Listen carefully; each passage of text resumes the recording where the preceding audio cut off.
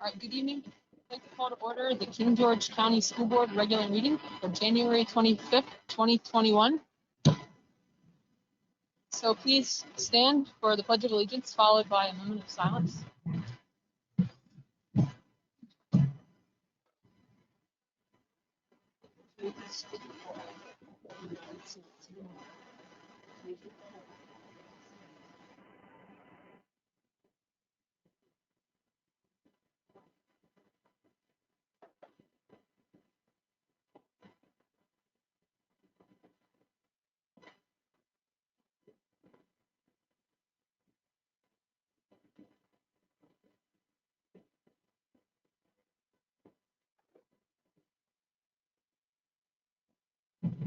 Please be seated. All right. At this time, I'd like to call upon Ms. Linda Barron and Ms. Kathy Cutright, who are here from the Dahlgren Lions Club, to recognize our Peace Poster Award recipient this evening.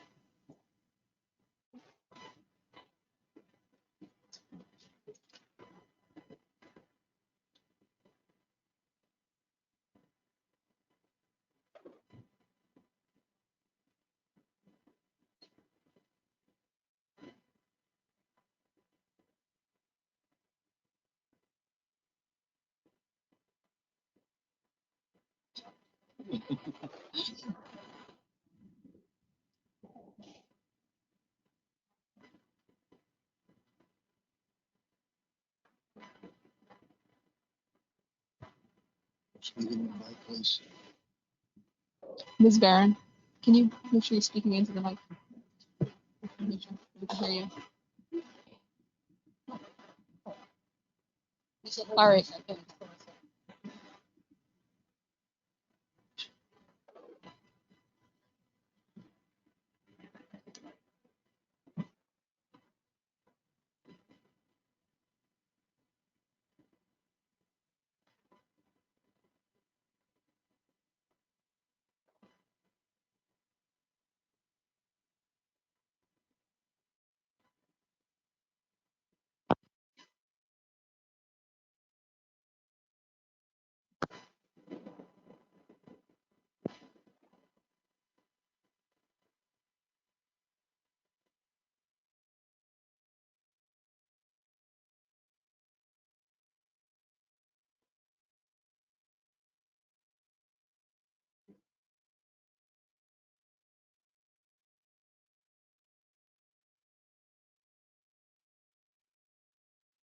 Testing. Can we start all over? Oh, okay. Well, thank you, Carrie, and the board members for allowing us to have this ceremony here for our award winner. Let me introduce ourselves. My name is Linda Barron. I'm the secretary for the Dog and Pony Club. And our award winner is, and I have a hard time with her name, but her short name is Achilles Peralto Garcia, and she's with her mother, who is Miss Kayla Garcia Romas. To my right is Kathy Cutright. She's the president of the Lions Club, and back here is Rod Cutright. He is the past president and currently the membership chairman of the Dog and Lions Club. Let me explain a little bit about this program, how it gets going. Every year, the Lions Club International sponsors a Peace Poster contest with a different theme. This year, the theme was Peace Through Service. Contestants must be 11 through 13 years old, use a medium approved by the Lions Club International, and they follow various other rules. This year, due to COVID, reaching out to the kids was done virtually, which resulted in a much reduced response. However, Keeley stepped up to the challenge and portrayed the poster with a young homeless girl sitting on a bench. Her Bayer's cup is nearby. A passerby offers her comfort, peace, and food. The kids also have to write a short quote about her poster. And Keelani wrote, "The needy, the lonely, the poor, the hurt, we all deserve peace. You care for the people you love, but what about the people who don't have people like you? Give peace to everyone and care for them just as you would care for your own." Now I'm going to do the presentation, if that's okay. So the Dog and Lions Club is really pleased Healy with a certificate and a $50 check. The poster also went to what we call District 24, which is up around the Stafford area, running through there. They also awarded her a $50 check and a letter.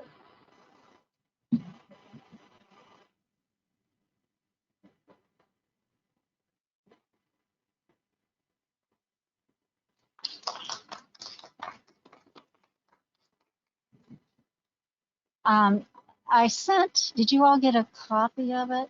I sent it to Carrie. Yeah, she, her mother has a copy of it. She just wants to take a look at it.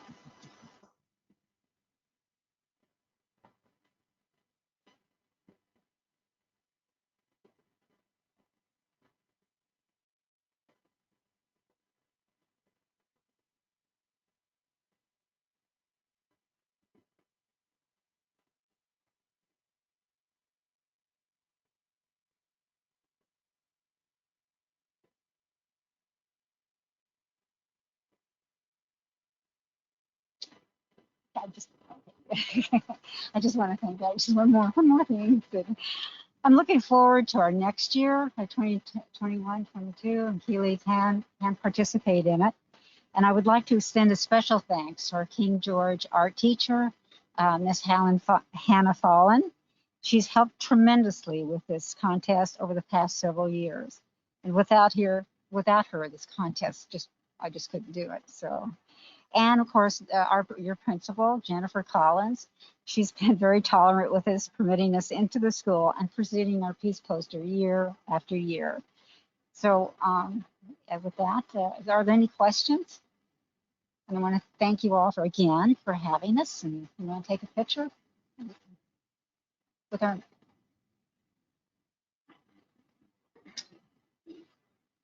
Past presidents included. Come on. Oh, oh, you want? I can touch it too. Let me get up.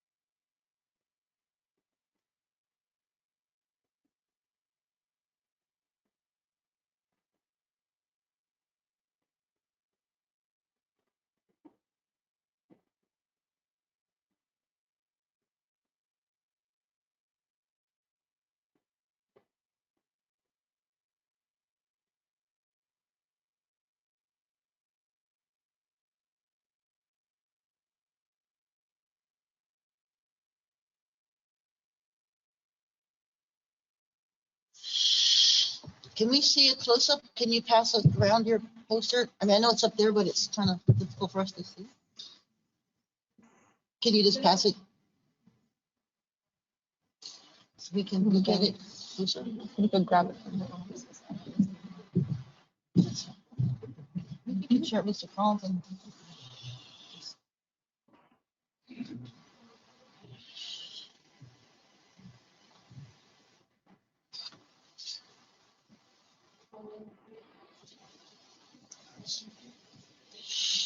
that is so good.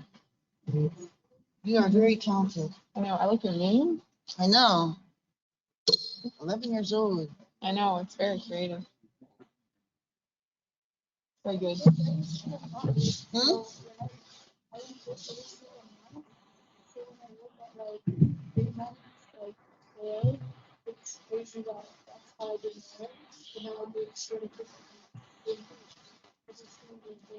Mm-hmm. Every single day you work a little harder to do a little better.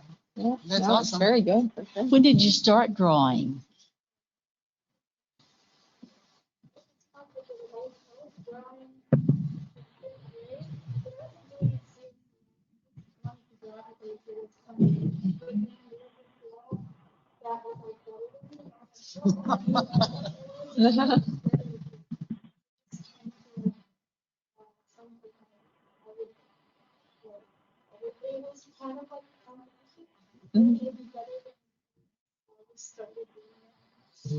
keep that That's how attitude. it's done. Can you tell us? I love your starry sky. Mhm. That is just so positive, and the whole poster is just beautiful, and your thought behind it is so amazing. Thank you so much for doing this. Yes, I would say the same thing, Keely's. I was going to ask you if you could, like, if there was anything in particular that inspired you to come up with this theme for your poster.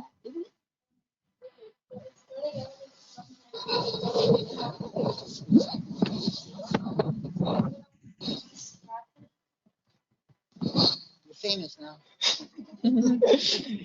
It started out with people helping, like a group of people helping out this old lady in a wheelchair, but I didn't like that, so I just scrapped it. But then I was gonna like quit, but then Mrs. Fallon told me to like keep going, so I just came up with that at random, and then it's like all that the story just like boom.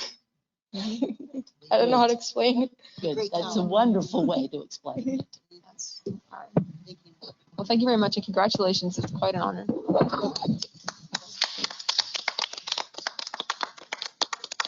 Thank you for being here. Yes, Yes, thank you all certainly. for being here. Yep. Thank you. Thank you, Ms. Barron and Ms. Cutright, for reaching out.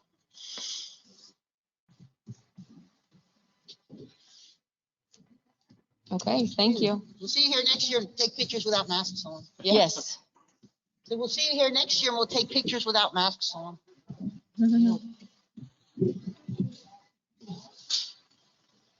Yeah. Well, we like having you come to our meeting, so you could do both. So, all right. Thank you. Congratulations Mom. again.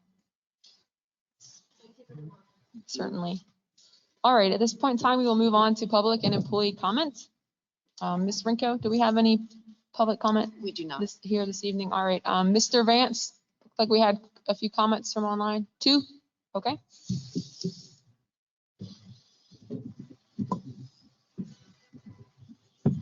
All right. Looks like first we have Miss Yvonne Richard.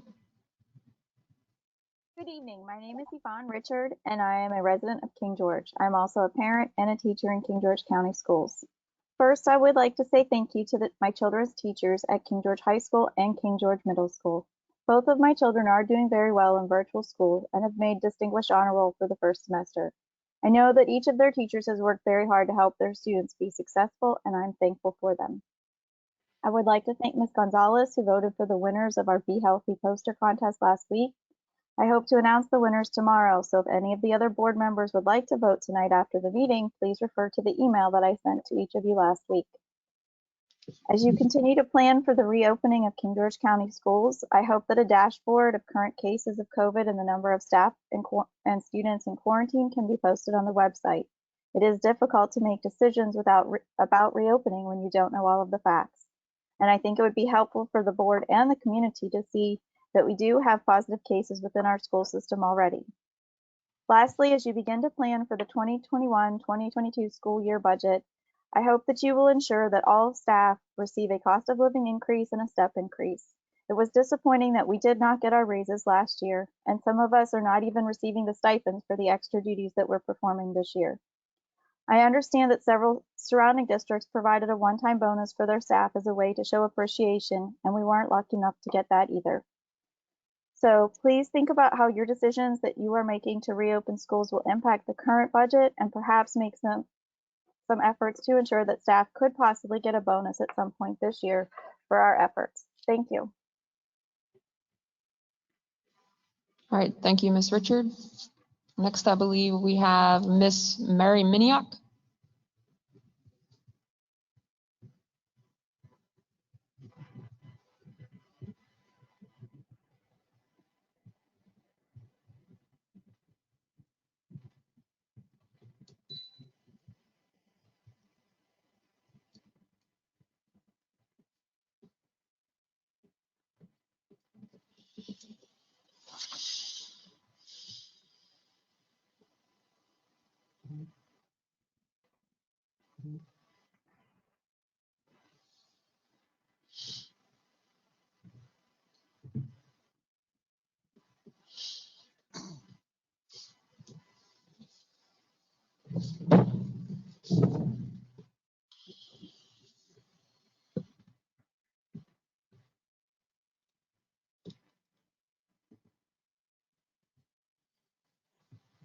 Okay.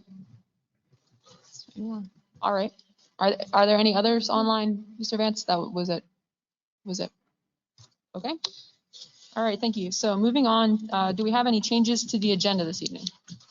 Yes, Madam Chair, simply want to bring back to you the December 14th minutes when they're completed. They're not ready yet. So just remove that one item from your consent agenda. Okay.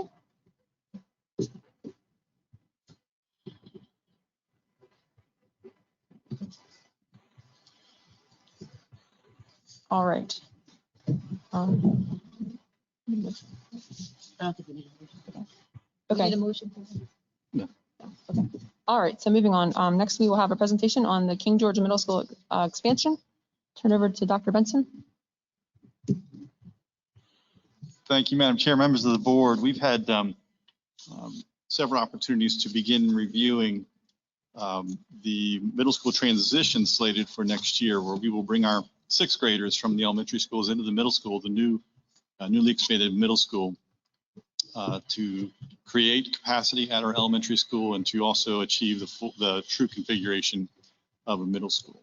So with that, we're going to preview. I appreciate the work of staff who are going to preview for you some of the highlights involved with the transition, and also as we prepare for budget season, some of the budget implications that the transition will have, just as a foundation for you and a preview into the budget process. So I appreciate Ms. Hill and Ms. Zierski being here to present this information, just for your information and for any questions you might have preliminarily.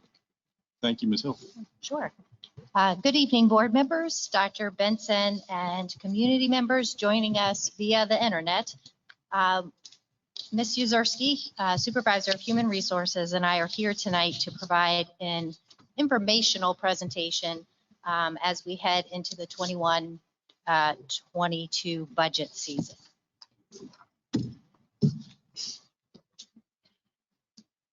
I wanted to start by just sharing a few things that have occurred since we probably last talked about King George Middle School expansion. It's been a while. We talked a little bit about it early on in 2004, 2005, when we moved our sixth grade students into Sealston and to the other elementary schools. And of course, the hope was that eventually we would have an expansion or a way to move our sixth grade back into a true middle school situation. Planning began in 15-16, and then in January 20, the second story addition opened at the King George Middle School, and that is the side over by the ball fields. In August of 2020, the one story addition opened up in the area over by the tennis courts or over by the parking lot. And I'm sure our community members have saw that going up as maybe they went to the farmer's market, because the traffic was a little bit busy over there on Saturday mornings. So we're very excited to be able to bring our sixth graders over to the middle school for the 21-22 school year. We have new and updated facilities in the building that have been integrated into the older parts of the building. And of course, brand new facilities in the additions. So with that, we have a couple of pictures to show you. We have a beautiful new library on the second story of the construction. We have a brand new cafeteria area that leads to an auxiliary gymnasium. We have a couple of classrooms in that same area, as well as a makerspace STEM lab. In addition, on the other side of the building, we've added on other classrooms, a new chorus classroom, chorus and guitar classroom, a new CTE room, and we have modified the library, the former library, into a collaborative learning space. So the building is very beautiful. If you haven't had a chance to take a walk through it recently, I would arrange that with Ms. Collins so that you can check it out. It's great to see all of the improvements. So as I said before, we worked together with Ms. Collins, Ms. Zierski and I did, with Ms. Collins and the other department heads in her building to take a look at some of the needs that we felt would be important as we opened up the school, including our 6th grade population. And Ms. Yuzurski is going to speak to some of those positions. Good evening. So currently we have 16 6th grade teachers at our elementary schools. And right now we are looking at transferring 16 of those positions to the middle school. We will also need to transfer 4 special education teachers and 12 special education paraprofessionals to the middle school to handle the rising 6th and 7th grade students, special ed students. We conducted a survey in December of our core area teachers, of those 16 language arts, math, science, and social studies teachers. And at this time, of those 16, we have 11 of them who are either qualified, eligible, or have expressed interest in moving to the middle school. And eligibility depends on endorsement and also openings in the specific content areas. So in the next month, Mrs. Collins will be interviewing those 6th grade teachers who have expressed interest in moving to the middle school, and then she will be filling her spaces or positions from those people. I do have to, would like to let you know that there are 5 teachers right now teaching 6th grade who do not hold endorsements that allow them to teach elementary school. So they are aware and they understand that they will be moving to they can teach 6th grade, but they can't teach anything below 6th grade. So that's why they can teach 6th grade currently. I'd like for, at this time, Ms. Hill's going to share with you, she's going to explain the process of how additional requests for staffing were constructed, because we do have a nice list. I'm sure if you've already had a chance to look at the presentation, there is an extensive list of new positions that we're going to need. So she's going to talk to you a little bit about how the list was derived. So in part, it is based on the schedule for next year. And in addition, it is, we decided on numbers based on manageable class sizes to make sure that class sizes were not only manageable for the teacher, but within the space that is provided.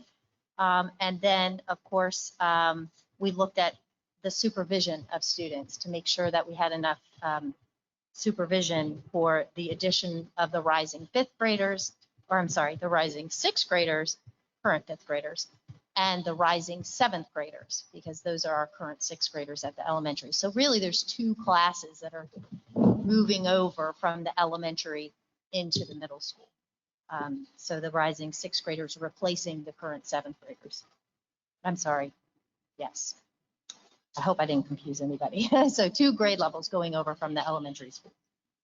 And so we've just had several meetings to talk about this. And as we're planning, we've been looking at numbers and trying to make sure that our numbers of the classroom sizes are manageable for teachers and within some of the standards of quality as well, the SOQs. So as Ms. Hill stated earlier, we wanted to get this out to you for informational purposes only prior to having the budget discussion. And the way I like to look at it sort of is so you don't have sticker shock when you see the budget. We felt like this needed to be pulled out and looked at separately from the overall budget. So what are we looking at? For PE, we are looking at 3 additional PE teachers.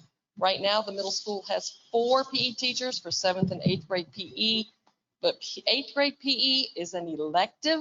6th and 7th grade PE students have to take PE every single day. So we need the additional teachers to handle the 6th grade students. Art, there's a request for 1 teacher. Band, and that should be probably band/music. We're actually looking for someone who could not only teach band, but maybe some other music classes as well. And then CTE, we are looking at 1 full-time teacher, 1 part-time teacher. We currently have 1 part-time teacher And it would be nice to be able to make that person full-time and then add a CTE teacher so we could expand our CTE course offerings at the middle school. Maybe we could go beyond what we're offering now and look for some teachers who have other endorsements for CTE courses that we could offer at the middle school. The next slide. English reading specialists. We're in the core content areas. We're asking for one additional teacher. And that person, we would look at that person to work with our remedial English students. If you see right now that reading specialist has 43 students, those are actually our special ed students, our special education students. And really, and correct me if I'm wrong, she is only allowed to have 8 students per class. They're not supposed to have large classes since they are remedial English. Right, okay. So again, we would need an additional teacher there to help with the upcoming 6th grade students. Math coach part-time, we currently have 1 part-time for the secondary level. We would like to add this part-time so that we have 1 full-time math coach. We actually have 1 full-time reading coach, so we'd like to make a full-time math as well. We have currently we have math specialists or math coaches at each of the elementary schools right now. So we do already have in the budget a half-time math coach / specialist that services the middle and high school. We're looking to extend that to a full-time position so that they can spend more time at the middle and high school. And then special education, in addition to the 4 transfers, we would need to add 1 teacher, and that's IEP driven. That is based on what students would need in their IEPs. The last page for additional staffing, these are really driven by SOQs. Right now, we have 1 assistant principal at the middle school. We are required to have 1 full-time assistant principal when we have 600 students. We are expecting right now, I think, a rough estimate of 980 students next year when we add the 6th grade in. So we are making this request. We need to give some consideration for increased supervision for additional student staff programs and duties when we add the 6th grade. Yes, SOQs say 1 full-time for 600 students, but we are already approaching 1,000 students at the middle school. Sure. I just want to mention while we're talking about the number of students that are coming into the middle school, that we feel that the numbers are, someone used the term artificially low due to the pandemic, because we had several families withdraw their students to homeschool them. And we also feel that with the new building, there may be more students enrolled in the new building in the new program once the pandemic settles down and we can have students in the building again. So we are concerned about that. We feel that the population will increase because of that as well. So while we teeter just under 1,000, we feel that we will have 1,000 by the time, this fall starts. And if not this fall, most certainly in the future, close future. Something new for school year 21-22 is that you have to have 1 counselor for every 325 students. Again, that's with the emphasis being placed on mental health. And right now we have 2. So we're looking at having to add the counselor for the additional students. Library and media specialist, you have to have 1 full-time for each 300 students. We have that in place. According to SOQs, you have to have 2 full-time at 1,000 students. The other piece that we have to take into consideration here is we have that beautiful makerspace, and we're going to now have to have supervision for not only the library, but the makerspace as well. So we're thinking we can cover that with the additional librarian or media specialist. Also, something that we've not had to consider up until this point because of our numbers, if you have 750 students, you have to have a library media specialist paraprofessional. Right now, the middle school is sitting right around 700 students. So when we add the 6th grade in, we're close again to 1,000 students. So that is something we have to take into consideration. Gifted resource, we're requesting 1 teacher. Currently, there is no gifted position at the middle school. The position would provide instruction for gifted students and assist with PSAT testing, governor school application process, gifted referrals, gifted eligibility, and assessments. And last but not least, we are requesting 1 custodian to provide services for the additional square footage of the building. That is it.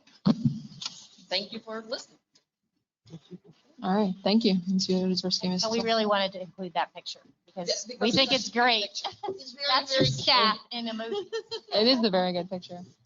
You can have fun picking out who's. I was trying all afternoon. All right, thank you. Are there any questions? Thank you. No. Okay, thank you.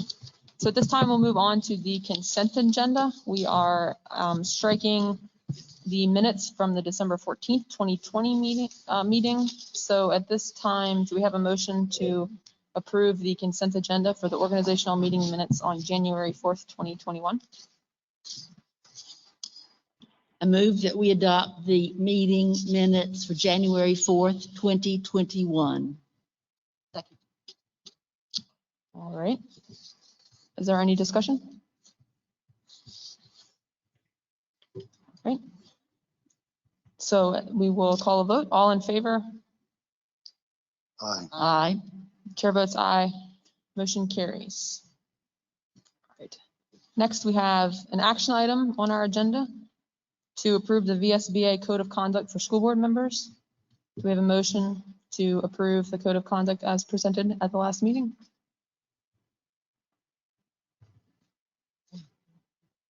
I move that we approve the VSBA Code of Conduct for school board members as presented at the last school board meeting.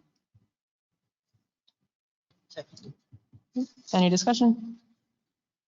All right. All in favor? Aye. Chair votes aye. Motion carries. Next, we have a discussion item. Dr. Benson, proposed regulation. Thank you, Madam Chair, members of the board. Excited to report to you that we've had a successful beginning with our K-1-2 students. Had a chance to go around and visit each of the elementary schools and watch our wonderful teachers and students in action. Appreciate everybody's leadership and flexibility in getting us off to a great start. Part of that start has us adjusting to make sure that we can continue to operate within the guidelines presented to this board in terms of safety, in terms of social, one of those being social distancing. As you know by policy, when issues come up, I'm required to then alert the board at the next meeting to make a decision on the spot in terms of the situation at hand, and then alert the board to the need, if a need exists, for new regulation for you to consider. In this case, I am bringing before you an addendum to our policy JEC. I've adopted the moniker R.2 for this purpose, but I sent this to the board with the board packet last week. There's one alteration in the final sentence where I've adjusted from the board packet. That sentence now reads that this emergency regulation will will be revisited when the state of emergency associated with the COVID-19 pandemic is declared ended. So that is the only amendment from your board packet presented to you and to the public. But the purpose for this is to protect the fidelity of the social distancing. We did a good deal of planning to bring our K-2 students back. Really, the planning extended to all students. Currently, we have the K-2 in place, and we anticipate being able to move forward with other student groups as our instructional modality matrix forecast. However, with that said, we needed to protect the fidelity of those class sizes to maintain that social distancing. So this regulation, in essence, makes that public, makes it transparent as to how we will administer that for students whose families may elect to or are having second thoughts, want to change their registration. We will certainly do our best to accommodate those changes. We will do our best to accommodate preferences for newly enrolled students. However, this regulation protects, again, the fidelity of the class sizes currently in place, which are in most cases at maximum in terms of what classrooms can handle and maintain social distancing. So I appreciate your having read this and your review. I'm happy to answer any questions you may have. But again, I bring this to you for your consideration and eventual approval as required of me by policy. Thank you, Dr. Benson. Are there any questions from the board?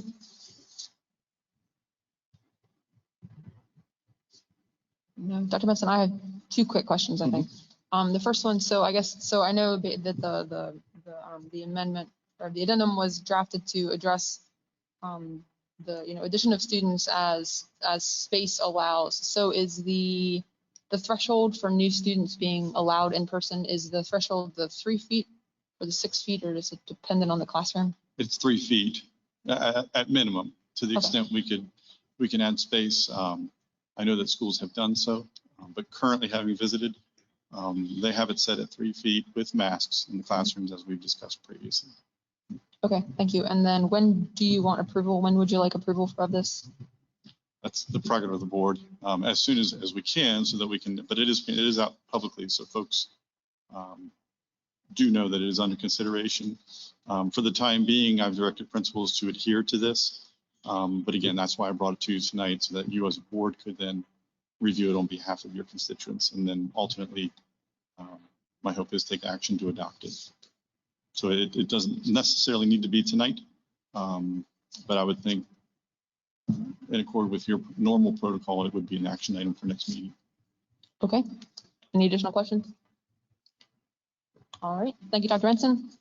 So moving on to our information items. Are there any committee reports? Ms. Hawk.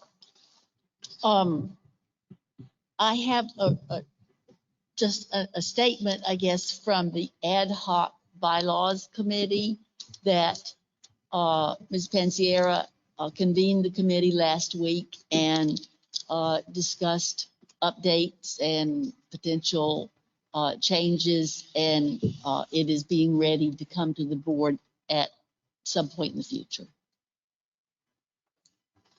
Okay, thank you, Ms. Hawk. Ms. Tolliver? Mr. Collins? Okay, I have none. So that concludes committee reports.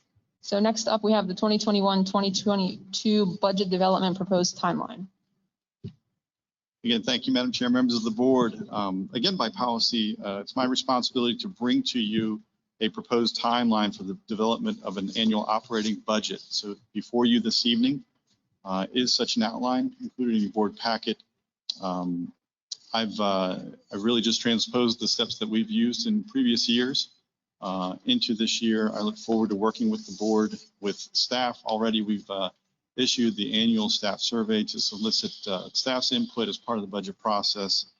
We'll issue invitations to our local teacher organizations so they have an opportunity to bring to you any proposals they may want to make on behalf of their membership as we enter into this budget process. The governor's proposed budget was released in December.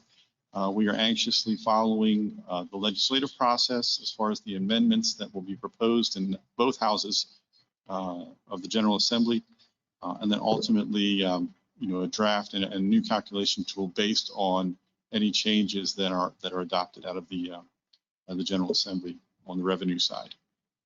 You've heard tonight the middle school expansion, just as a preview to one major issue associated with the budget. We are waiting. We're hopeful that right now the governor's budget proposed a 2% bonus with revenues for the state being uncertain at that time. Since December, I think there's been relative good news for the state in that the economy is a little more robust than perhaps was once thought. The hope is then that that employee increase proposed as a bonus prior to 21 may transition to an actual raise, which is significant, and that it's then baked in. The revenue to support such a raise would be baked into the formulaic revenue for each school division. In other words, you would not have to budget a one-time expense. You could actually budget for an increase for staff. So with that said, I look forward to bringing to you in February the first draft. Staff is hard at work completing the stuff. aspect of the budget. We're finalizing some staff numbers to bring to you in February. We proceed in February with work sessions as you need. We also then advertise and hold a public hearing for any public comment based on the draft budget. And that leads us to March. And March is typically when we have an opportunity at some point to present to our local board of supervisors for their consideration. Typically then, after that meeting, they'll propose what they believe is affordable as far as the local effort, which then tosses it back to this board to then make final adjustments to ensure our operating budget for fiscal year 22 balances. And typically that is in April, early April to May, depending on if there's any hold up at the state level in terms of revenue. But in a nutshell, that's kind of the timeline I've proposed to you. I'm happy to take any feedback you may have or any requests at this time with regard to the budget that you may want to make. All right, thank you, Dr. Benson. Are there any questions? Madam Chair, Mhm. I'm wondering if we have heard from the Board of Supervisors as to whether their timeline will be as it has been in the past, or whether there are any changes with their timeline. I've not heard anything from Dr. Young, so I can certainly reach out to him and confirm that. That would be good to know. I wouldn't anticipate there being too much of an amendment to their timeline, given that the requirements to have one in place are typically driven by statute. So I think we would still probably adhere fairly closely to this. But I will reach out to Dr. Young tomorrow.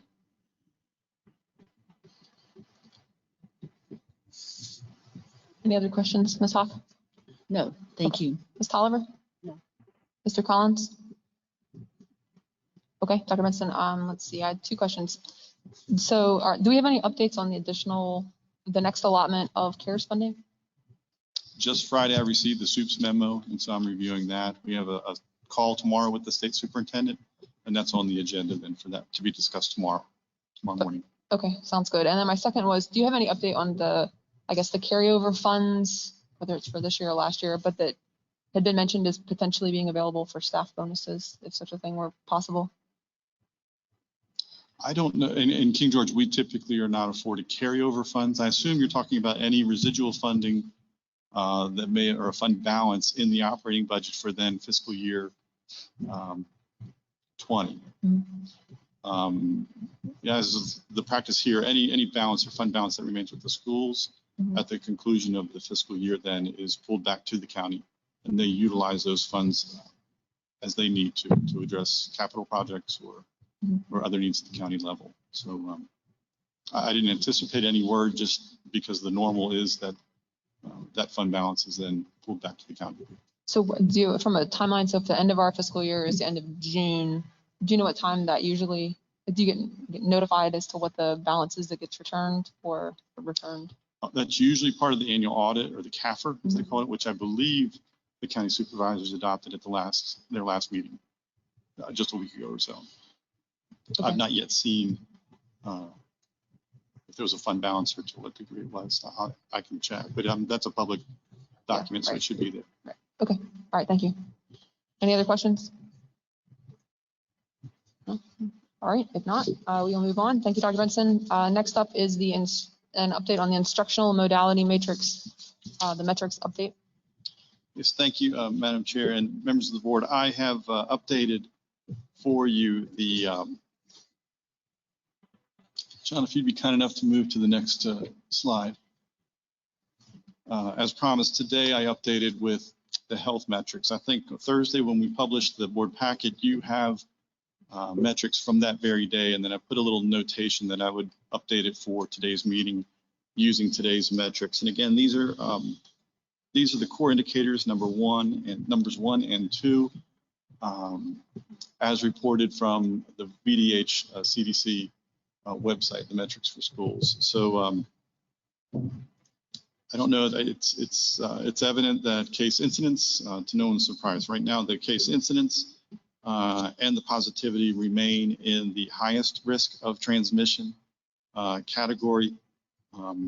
I think if there's some good news, or at least my interpretation is that if you look, I provided for you in the top half the indicators and the metrics from January 11th, and then the bottom half, those from today.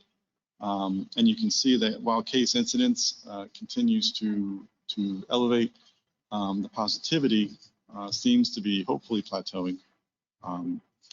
So we'll just have to continue to monitor that. So that's one half, or that's the x-axis of the modality matrix that I introduced last time. Our core indicator number 3, in terms of what we can do to mitigate the risk, remains the same as it was 2 weeks ago. And I believe our staff impact, which is the y-axis, those variables there have remained consistent since our last meeting.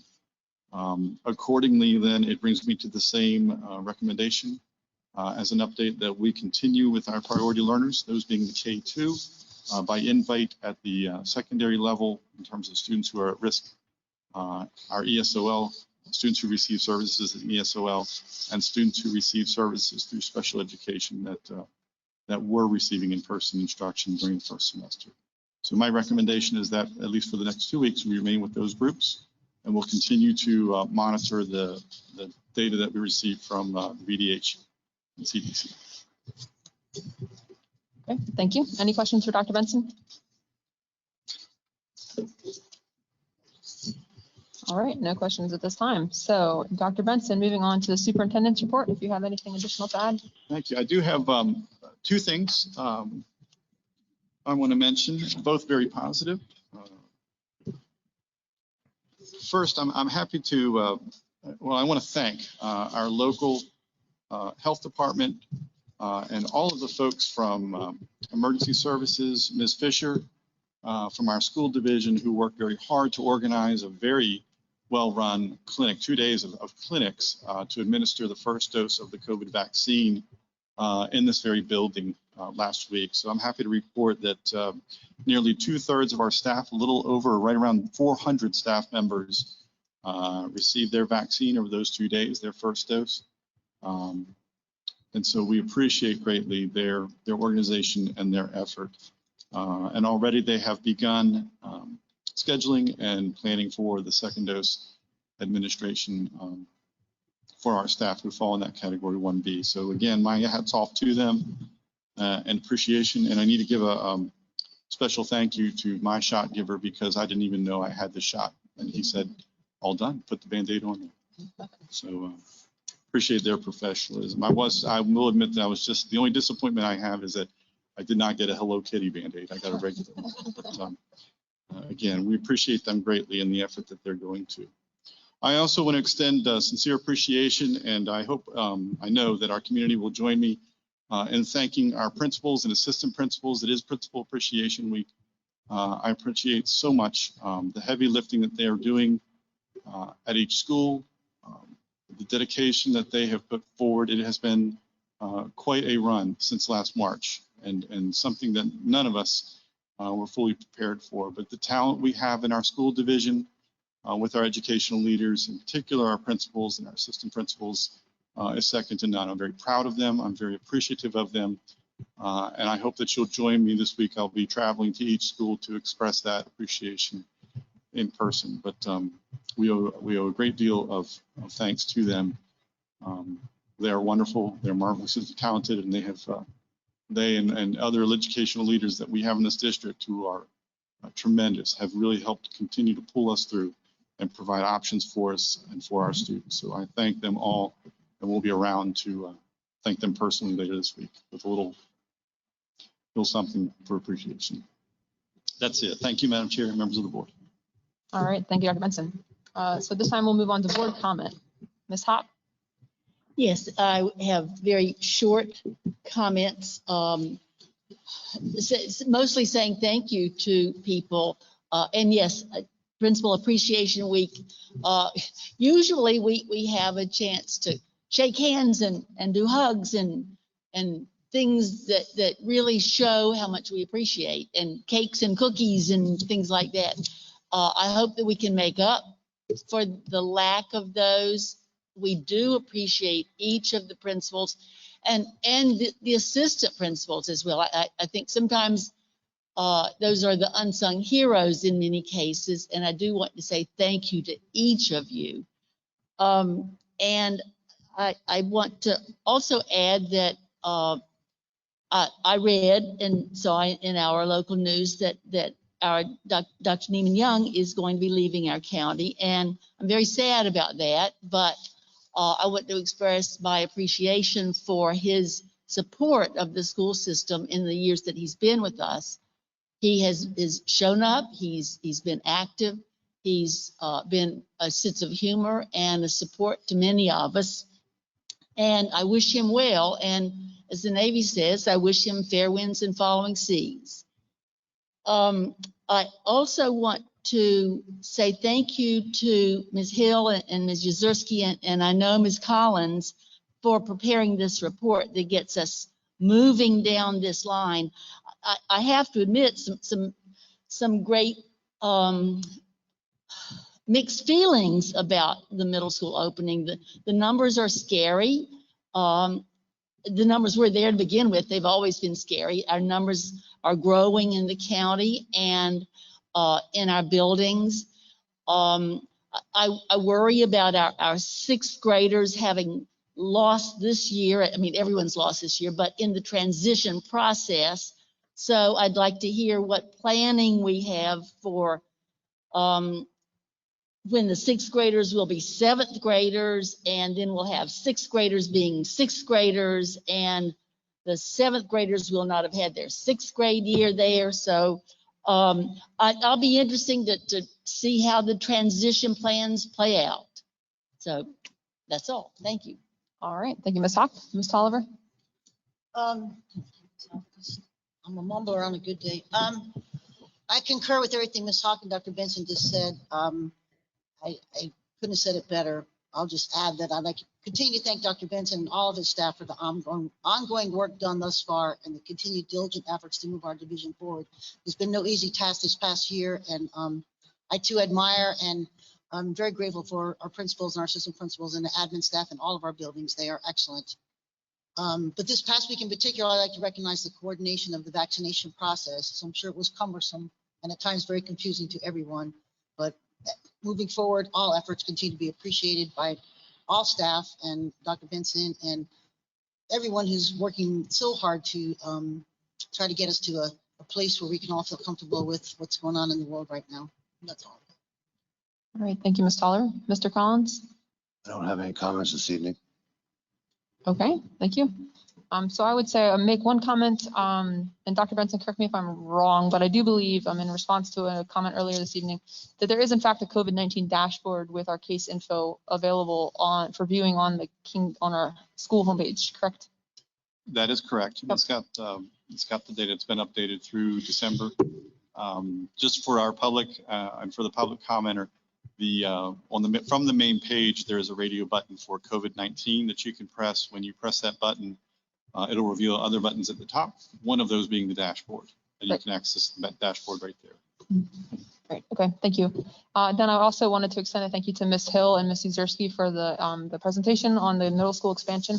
I know I personally would be very interested in a tour of the new building, so perhaps we could arrange a time for the board or those who are interested to take the tour. I think that would be great. I'd be really excited about that. I'd also like to echo some of my colleagues' sentiments. Thank you to those who have helped to make the vaccination clinics a success. I know that is a major step forward for the community, so that's amazing. And then lastly, just a thank you to all staff, administrators, bus drivers, transportation employees, cafeteria workers, and anyone else I missed for their adaptation and ability to make our K through 2 return to in-person last week possible, and also to families for being flexible with all of the changes that were required to students who are virtual, not as well as others, in addition to those returning in person. So thank you to all. And that is all I have. So at this point in time, we will move into closed meeting. Do we have a motion?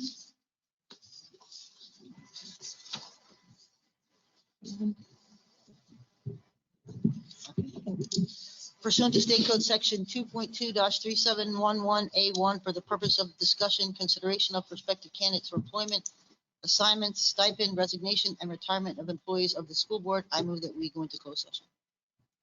A second? Second. Any discussion? All in favor? Aye. Aye. Chair votes aye. We're now in closed session.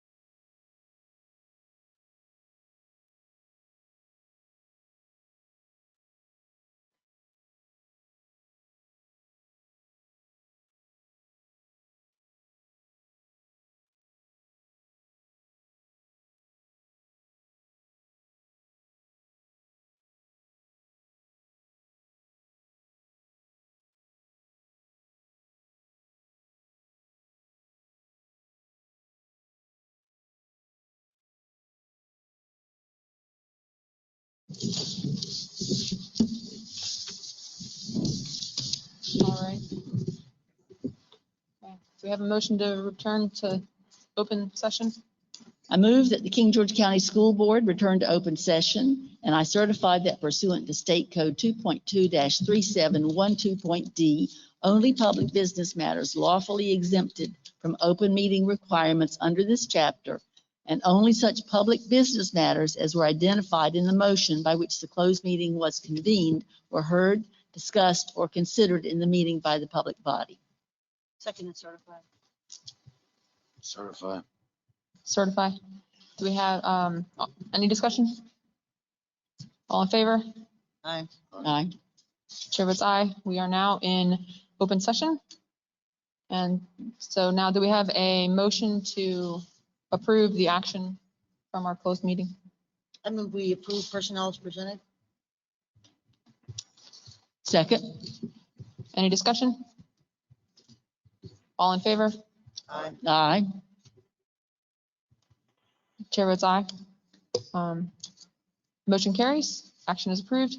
And at this time, we are on to adjournment. Do we have a motion to adjourn? So moved. Second. Any discussion? All in favor? Aye. All right, chair votes aye. We're now adjourned.